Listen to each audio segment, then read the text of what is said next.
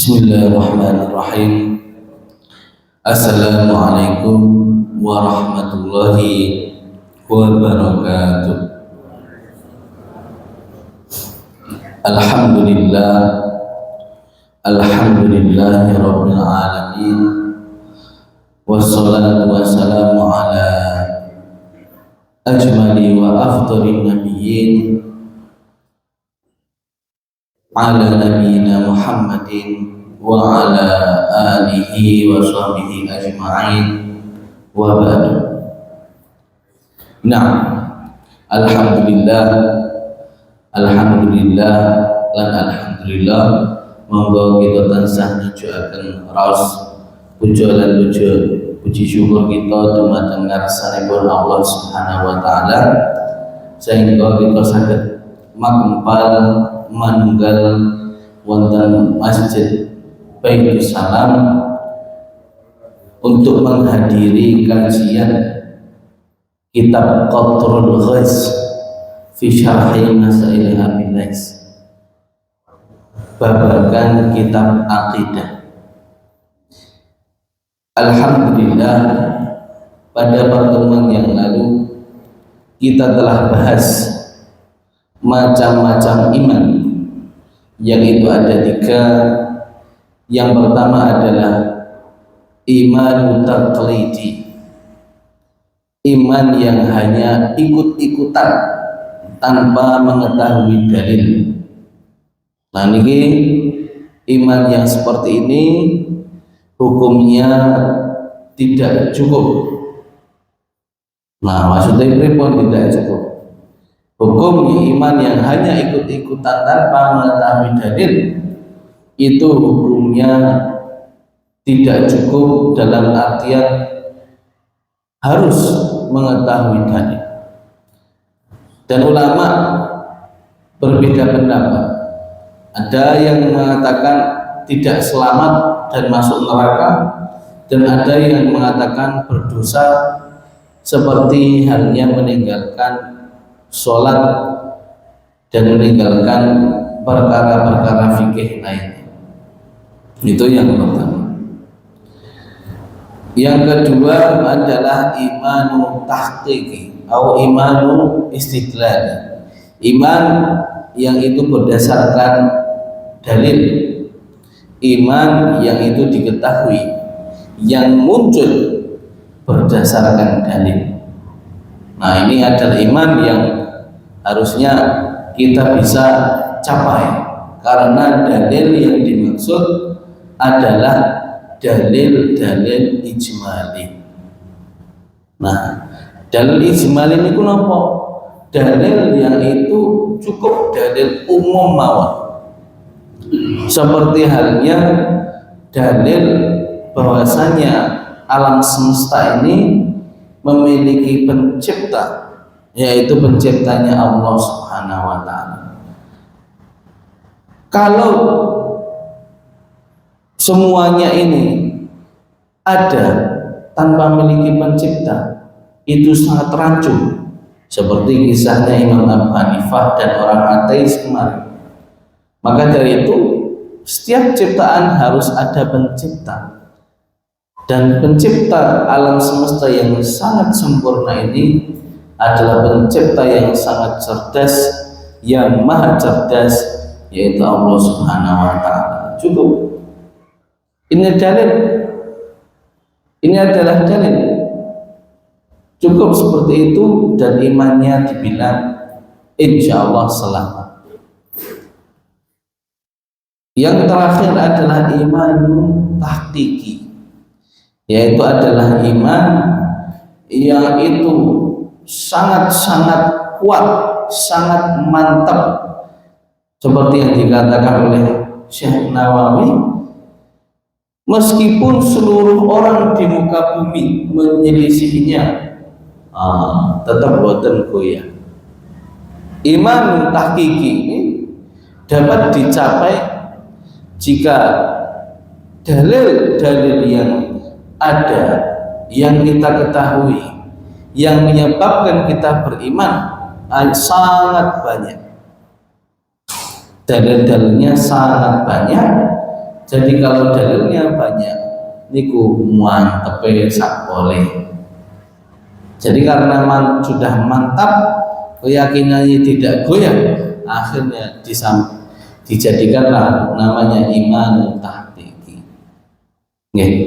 Itu adalah materi yang kita sampaikan minggu lalu, dan insya Allah pada hari ini kita akan masuk pada pembahasan iman kepada Allah. Seperti yang biasanya, monggo kita bacakan matanya, saged diikuti dan juga nanti akan kita jelaskan. Semoga sesarengan mas'alatun idza qila laka wa kaifa tu'minu billah fal jawab inna Allah ta'ala ahadun hayyun alimun qadirun muridun sami'un basirun mutakallimun baqin khallaqun razzaqun rabbun wa malikun bila syarikin wala diddin wala niddin. Teman, pada pembahasan ini kita akan ditanya, idza qila laka, ketika ditanyakan kepadamu, wa kaifa tu'minu billah, dan bagaimana caranya kita beriman kepada Allah Subhanahu wa ta'ala. Pripun caranya kita beriman dan apa yang harus diimani? Bagaimana cara kita beriman kepada Gusti Allah? Ini penting. Apa yang harus kita imani, apa yang harus kita tahu, ini sangat penting. Allah Subhanahu wa ta'ala adalah zat yang maha tinggi. Maka dari itu, karena Allah Subhanahu wa ta'ala zat yang maha tinggi, yang itu merupakan zat yang membedai semua makhluk, yang tidak ada satu makhluk pun, tidak ada satu zat pun yang menyerupainya. Ini penting. Kita diperintahkan oleh Allah Subhanahu wa ta'ala untuk tidak mencari tahu, berkhayal-khayal dan berpikir-pikir bagaimana zat Allah. Karena zat Allah Subhanahu wa ta'ala itu membedai semua makhluk, membedai semua ciptaan, dan yang ada di dalam pikiran kita itu itu hanya makhluk. Karena yang ada di pikiran kita itu asal mulanya yang kita tangkap dengan panca indera. Ini kalau hal-hal yang kita tidak tangkap dengan panca indera, pasti kita tidak dapat memikirkan.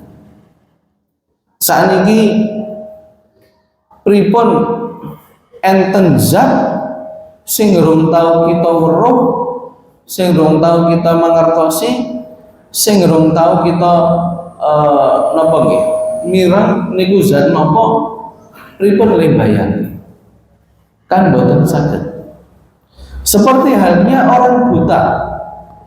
Orang buta kalau ditanya warna-warna kaya kuning ki apa, orang buta ditanya kuning ki apa, pasti menjawabnya tidak tahu dan tidak bisa menghayalkan, karena memang sudah buta dari lahir dan tidak mengetahui warna. Wong buta ditakoni ireng napa kuning niku napa? Pasti tidak tahu. Begitu pula Gusti Allah. Zatnya kita tidak tahu. Maka dari itu kita dilarang untuk memikirkan bagaimana zatnya dan menghayal-hayalkan itu bagaimana, kita tidak boleh. Karena yang kita khayalkan pasti Allah Subhanahu wa taala membedai itu. Karena yang ada di khayalan kita berasal dari yang kita lihat. Nah, yang kita lihat dan yang kita lihat ini Allah Subhanahu wa taala pasti membedainya. Lalu kalau misalkan tidak boleh berpikir tentang zat Allah, terus pripun carane mengimani Gusti Allah? Nah, cara mengimani Gusti Allah adalah mengetahui sifat-sifatnya.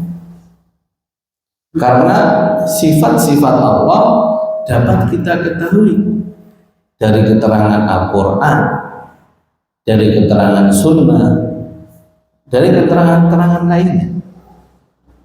Maka dari itu kita harus mengetahui 3 sifat, yaitu Allah Subhanahu wa taala memilikinya.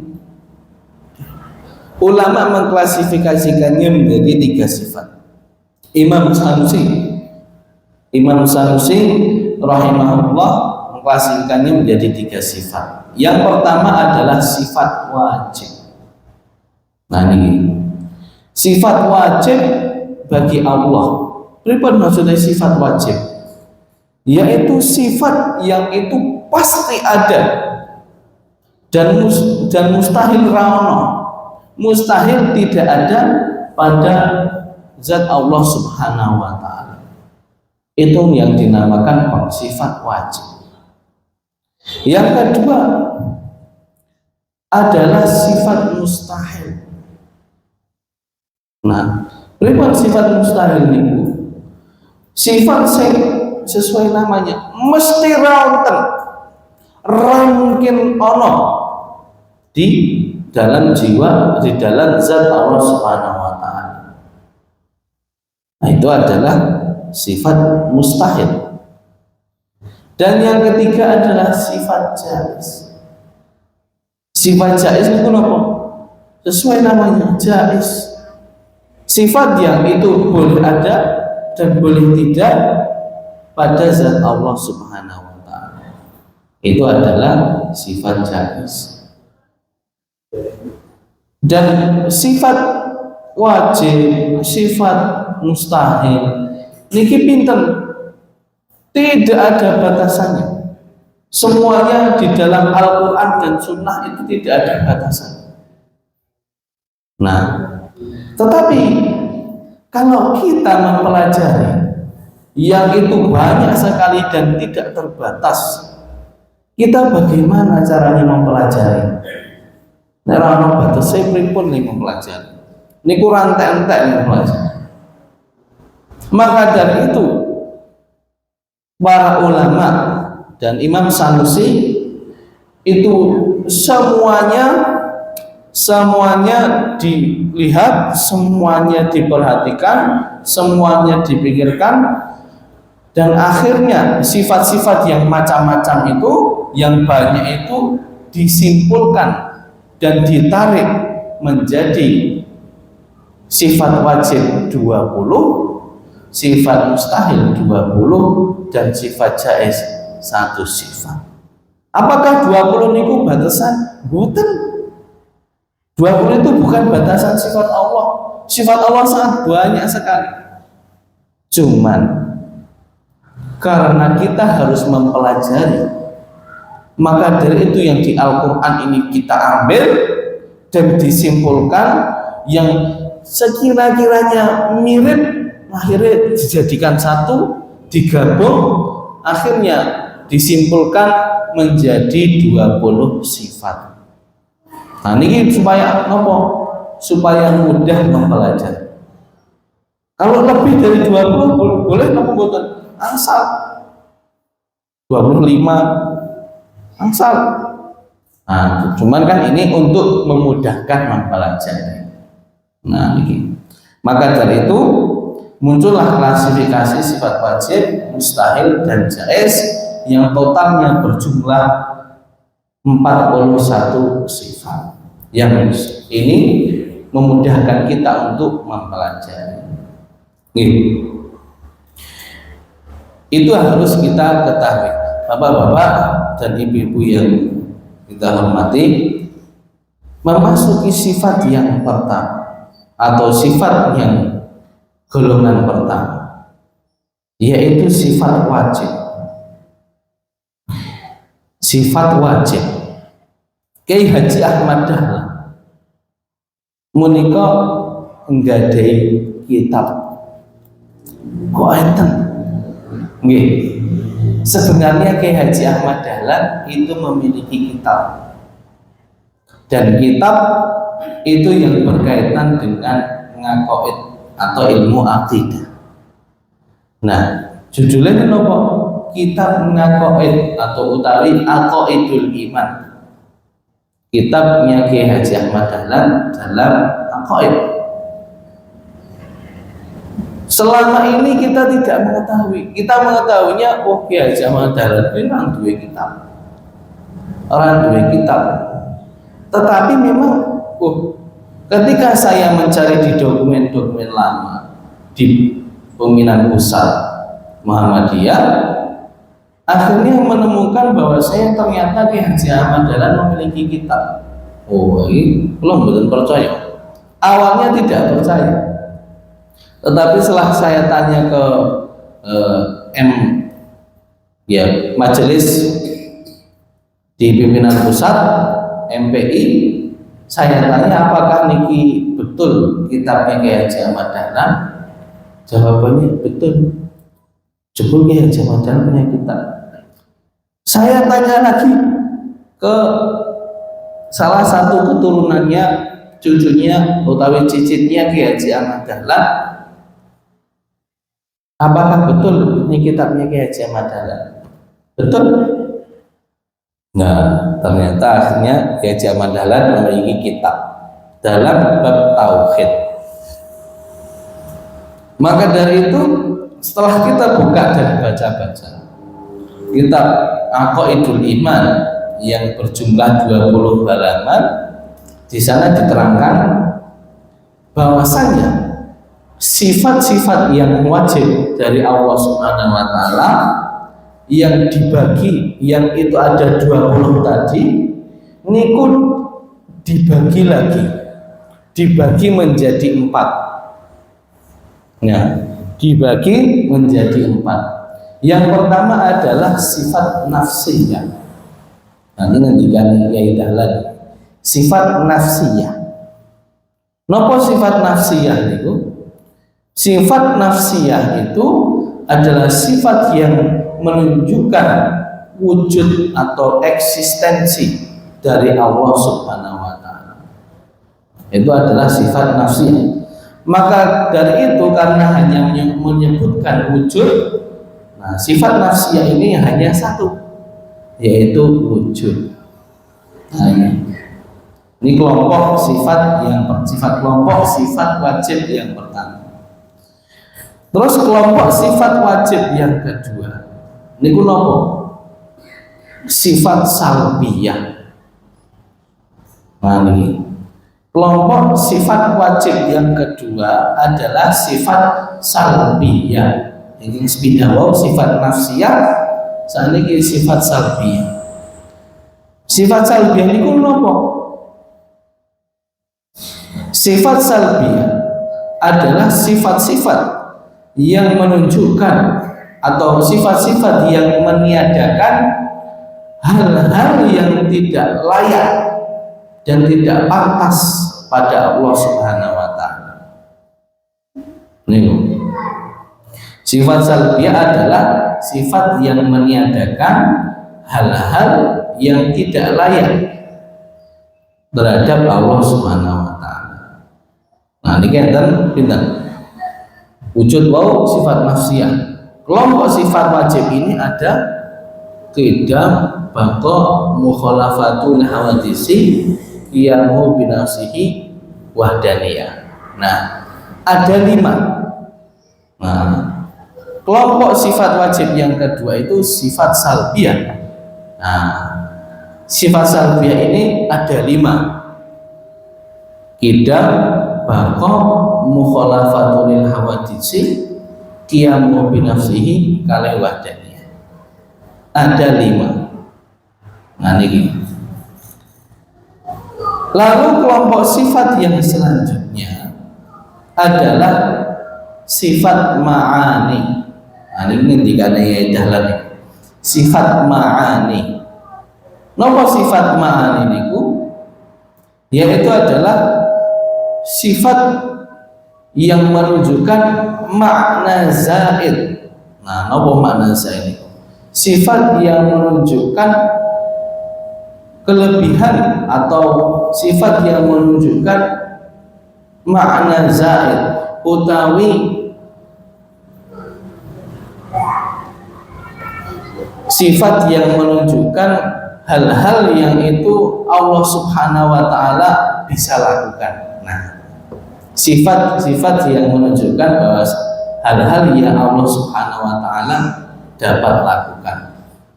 Nah, ini adalah sifat ma'ani. Niki enten pinten? Ada 7. Kudrah iradah. Nah, enten sama basor kalam, sama basor kalam hayah. Nah, dan lain sebagainya.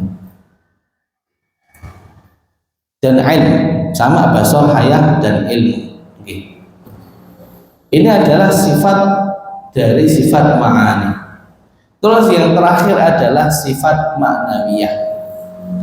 Sifat ma'nawiyah adalah pengibaratan dari berlangsungnya sifat ma'nawiyah pada diri Allah Subhanahu wa taala, pada zat Allah Subhanahu wa taala. Itu adalah sifat ma'nawiyah. Jadi sifat keberlangsungan dari sifat maknawi, keberlangsungan dari sifat ma'ani, jadi terusnya ada dalam sifat maknawi ma'ani ini, itu dinamakan sifat ma'nawiyah. Gitu. Itu adalah 4 kelompok sifat yang itu kelompok sifat wajib. Nah, terus nopo to jane niki? Oh, ma'ani nafsiyah nopo, kita akan bahas satu-satu. Gitu. Memasuki yang pertama adalah sifat yang nafsiyah, yaitu wujud. Allah Subhanahu wa taala dalam hal ini harus kita yakini sebagai Tuhan yang ada. Nah, Tuhan yang itu wujudnya ada. Karena jika tidak ada, maka kita ulangi lagi, siapa yang akan menciptakan alam semesta? Pada minggu lalu telah kita pelajari bahwasanya semua hal yang diciptakan itu pasti memiliki pencipta. Kaya dene niki wae, kaya dene niki teh anget, pasti ada yang menuangkan air, ada sing nggodhog, ada sing nyemplungi teh, wonten sing nyukani gula, wonten sing ngudeg. Tidak mungkin teh tiba-tiba mak beduduk ada teh. Nah, niki baru teh. Bagaimana dengan alam semesta yang sangat kompleks, sangat rumit, sangat wangel, sangat sempurna ini? Pasti juga ada yang menciptakan, yaitu Allah Subhanahu wa taala.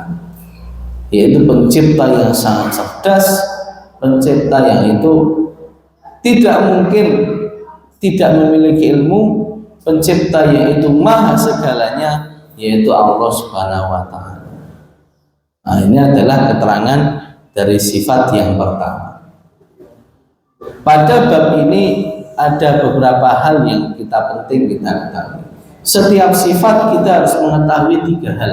Yang pertama makna dari sifat tersebut, yang kedua adalah dalil, yang ketiga adalah keterangan-keterangan yang ada dalam sifat tersebut. Nah, ini sifat wujud, sifat nafsiyah. Yang sifat yang kedua, yang selanjutnya adalah sifat sifat salbiyah. Sifat salbiyah. Nah, kita masuk sifat salbiyah ini, kita akan masuk ke dalam kitab. Idza qila laka wa kaifa tu'minu billah, dan bagaimana caranya beriman kepada Allah, fal jawabu, maka jawabnya nopo? Antakula, mengatakan bahwasanya innallaha ta'ala ahadun, meyakini dan mengatakan bahwasanya innallaha ta'ala ahad, bahwasanya Allah Subhanahu wa taala itu ahad, satu, munfaridun bis sifat, yang Allah Subhanahu wa taala itu satu dan satu-satunya yang memiliki sifat ketuhanan. La musyarika lahu, dan tidak memiliki sekutu yang menyerupai Allah Subhanahu wa taala. Ya, niku adalah makna dari ahad, yaitu Allah Subhanahu wa taala satu. Pada minggu lalu juga telah kita ceritakan sebuah kisah yang itu sangat menyentuh bagi kita, yaitu kisahnya dari sahabat Bilal bin Rabah. Ketika itu Bilal bin Rabah merupakan seorang abdun Habasyah, hamba sahaya dari kota Habasyah. Habasyah ini pundi? Ethiopia. Ethiopia ini pundi? Afrika. Afrika ini pundi? Wah, nggih teng mriku. Teng jejer Mekah mriku. Nah, Abdul Habasyah yang merupakan hamba dari Habasyah ini adalah budak yang berkulit hitam, yang itu saat itu diinjak-injak, bahkan hingga saat ini orang-orang yang berkulit hitam, apalagi di daerah Amerika sana, itu pasti diinjak-injak, dianggap rendah. Napa mulai zaman dulu yang budak itu dapat dibeli, menungso niku iso didol, iso dituku kaya napa nggih? Kaya barang. Nah, itu adalah budak. Dan Bilal bin Rabah ini adalah seorang budak yang bekerja pada pembesar Quraisy. Dan budak ini karena dakwahnya Nabi Muhammad, akhirnya budak ini masuk Islam. Nah, Sayyidina Bilal bin Rabah itu masuk Islam. Karena sudah masuk Islam, dan Islam ketika itu dakwahnya masih sembunyi-sembunyi, karena Islam ketika itu masih sedikit, dan orang-orang pada generasi awal Islam itu perjuangannya sangat-sangat luar biasa dan sangat-sangat menyedihkan. Pernah diketahui bahasanya Sayyidina Bilal bin Rabah ketika itu, singkat cerita, ketahuan oleh tuannya masuk Islam. Wah, mau Islam. Karena ketahuan itu, akhirnya Bilal bin Rabah ini akhirnya disiksa habis-habisan oleh tuannya. Disiksa, wis dikapake mesti diantemi, digebuki, terus napa mawon, dan pada puncaknya Bilal niki diuncal teng padang pasir yang sangat panas tanpa memakai baju, ditindih watu sing gede banget. Nah niki ditindih watu gede banget. Untuk apa? Supaya Bilal ini berpindah agama, kembali ke agamanya yang dahulu, menyembah berhala. Setelah dilindes, dikon pindah, akhirnya nopo? Jawabnya ketika dilindes, dipindah-indah, Sayyidina Bilal bin Rabah mengatakan ahad. Yang dikatakan dalam hatinya, dikatakan dalam mulutnya, itu selalu ahad. Apa maksudnya ahad? Nah, yang dimaksud ahad ini adalah Allah yang Maha Esa. Dan ia tetap beriman terhadap satu-satunya Tuhan, yaitu Allah Subhanahu wa Ta'ala yang Maha Esa. Nanti salah satu perjuangan Islam generasi awal, hanya seorang budak ngelawan pembesar Quraisy. Gampangnya saat ini misalkan untuk seorang budak punya nih Pak Presiden ngelawan Presiden. Nah, entek. Lah, inilah yang ada dalam generasi awal. Bilang ahad karena keteguhan imannya. Karena keteguhan imannya akhirnya tidak ditinggalkanlah agama Islam tersebut. Nah, baik, itu adalah kisah dari Sayyidina Bilal yang itu mencerminkan sifat keteguhan yang memahami keesaan Allah Subhanahu wa Ta'ala. Oke. Yang selanjutnya adalah hayyun. Nah, niki wae. Sifat yang selanjutnya adalah sifat hayyun. Bihayatin qadimah qaimah bidzat la birra. Sifat Allah Subhanahu wa Ta'ala yang selanjutnya sesuai urutan kitab adalah hayyun, adalah Allah Subhanahu wa Ta'ala memiliki sifat maha hidup. Maha hidup. Bihayatin qadimah qaimah bidzat la birra. Yaitu hidupnya Allah Subhanahu wa Ta'ala ini adalah hidup yang abadi, hidup yang tidak mungkin berhenti, hidupnya itu kekal. Nah, ini harus yang kita pahami dari hidupnya Allah Subhanahu wa Ta'ala. Jadi hidupnya Allah Subhanahu wa Ta'ala ini berbeda dengan hidupnya makhluk. Bedanya nopo? Pertama, hidupnya Allah itu kekal, abadi. Hidupnya makhluk mboten. Terus yang kedua, hidupnya makhluk itu menggunakan roh. Nek meninggal, roh niku dicabut. Akhirnya tidak jadi hidup. Tetapi Allah Subhanahu wa Ta'ala hidupnya itu bukan menggunakan roh, karena roh ini ciptaan Allah dan segala ciptaan bisa musnah. Nah, ini. Maka dari itu hidupnya Allah ini bukan memakai roh. Gitu. Itu adalah sifat hayy. Sifat yang selanjutnya adalah alim. Sifat Allah yang selanjutnya adalah alim. Napa? Bi ilmin qadimin qaimin bidzat muhidun bil wajib wal jaiz wal mustahil. Sifat Allah yang selanjutnya adalah alim, utawi maha mengetahui. Mengetahuinya pripun? Sami kalian hamba napa mboten? Sama dengan makhluk utawi mboten. Nah, mboten.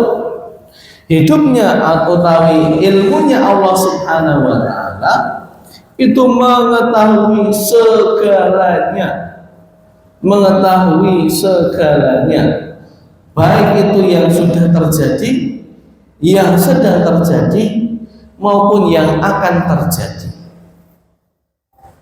Dan ilmunya Allah Subhanahu wa taala tidak harus belajar. Berilmunya Allah Subhanahu wa taala tidak harus didahului dengan belajar. Benten kalih kita menawi kita sedaya menawi badhe mangertosi setunggaling peperangan nggih kudu sinau. Kalau kita ingin mengetahui suatu hal harus belajar. Nek mboten belajar nggih mboten ngertos. Nah, misalkan ngeten niki enten air putih. Air putih niki kula mboten ngertos rasane pripun. Nah, terus kita coba bagaimana? Oh, air putih itu rasanya tawar.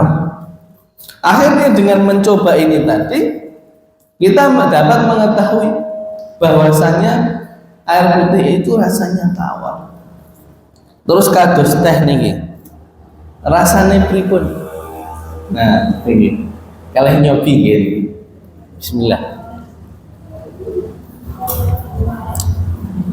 Oh, teh niki rasane legi. Oh, teh ini rasanya manis. Mengetahui setelah nopo? Dicoba.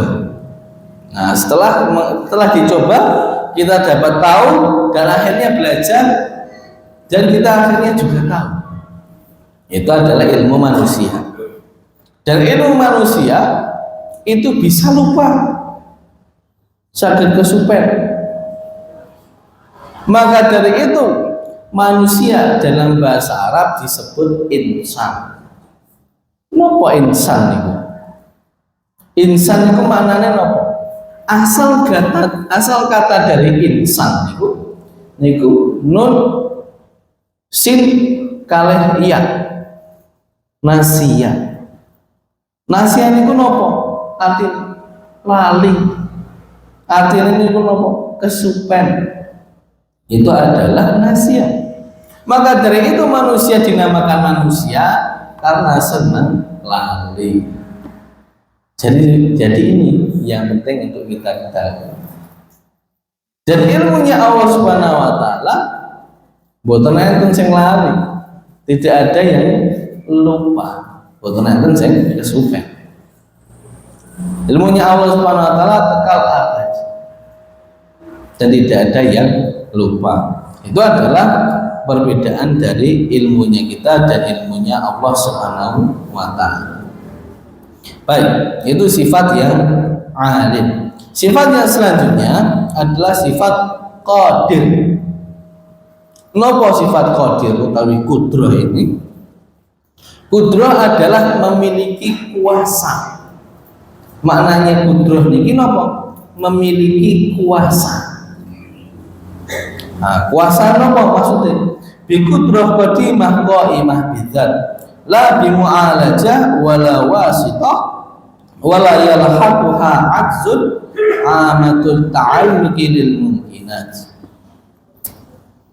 Kudrah niki artinya Allah Subhanahu wa taala memiliki kuasa, memiliki kekuatan. Nah, maksudnya kekuatan itu apa? Dan kekuatannya tidak terbatas. Bedanya apa kali makhluk? Kekuatannya yang pertama itu tidak terbatas. Itu perbedaan kekuatan Allah dengan kekuatan makhluk. Kalau makhluk terbatas. Nyunggi semen peng 10 wis klenger. Nah, ini makhluk.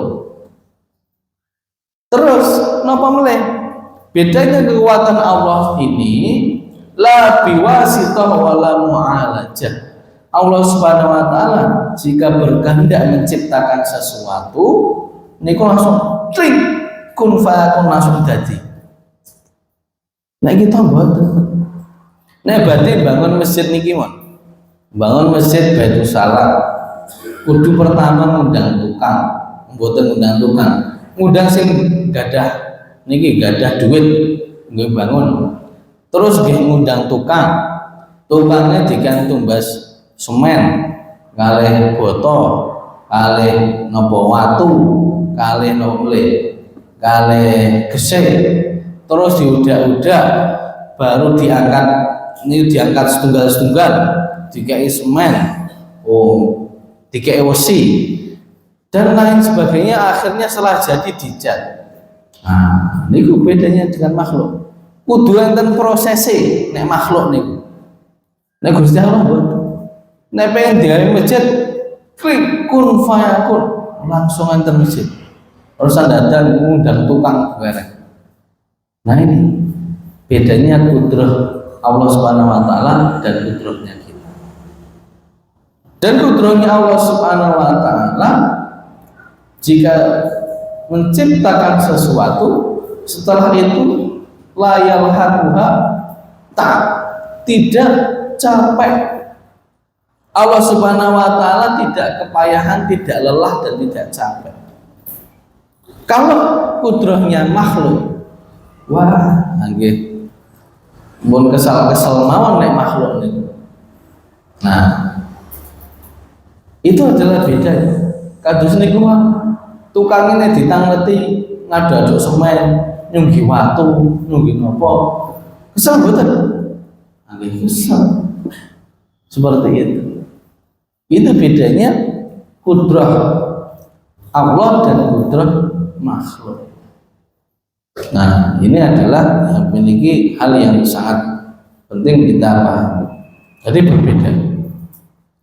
Baik, sifat yang selanjutnya adalah murid. Utawi maha berkehendak. Murid utawi sifatipun iradah, maha berkehendak. Bi iradah qadimah qaimah bidzat amatut ta'alluqi lil mumkinat. Yang selanjutnya adalah sifat iradah utawi murid. Nah, utawi maha berkehendak. Napa bentane kehendak Allah dan kehendak makhluk.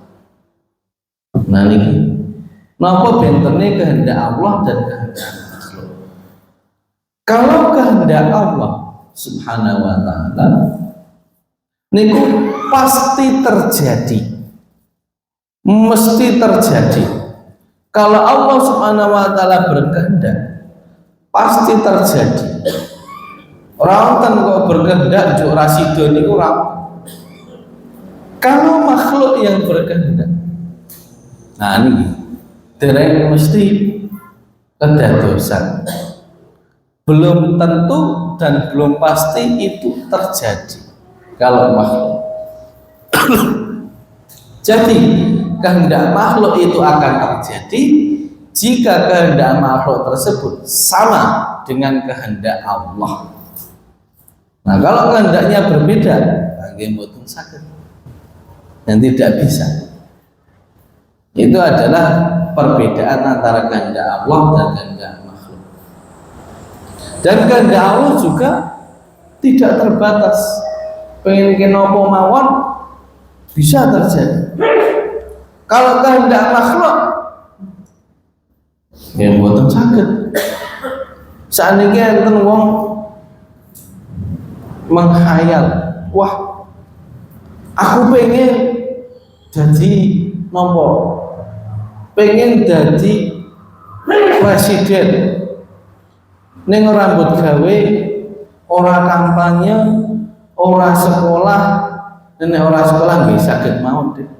Wong ijazah saniki tumbas nggih saged, nggih. Terus ora pengen ngopo-ngopo, ning aku pengen jadi presiden. Apakah bakalan terjadi hal tersebut? Mboten saged. Maka dari itu kehendaknya kita kalau pengen harus diusahakan, harus juga sesuai dengan kehendak Allah. Nek pengen tok nggak bakalan terjadi. Nah, berbeda dengan kehendaknya Allah, pasti akan terjadi. Nggih, niku sifat yang murid utawi iradah. Sifat selanjutnya adalah sami'un utawi maha mendengar. Maha mendengar ini adalah maha mendengar segalanya. Bedanya kalau makhluk nopo. Kalau bedanya dengan makhluk, mendengar niku harus dengan suara.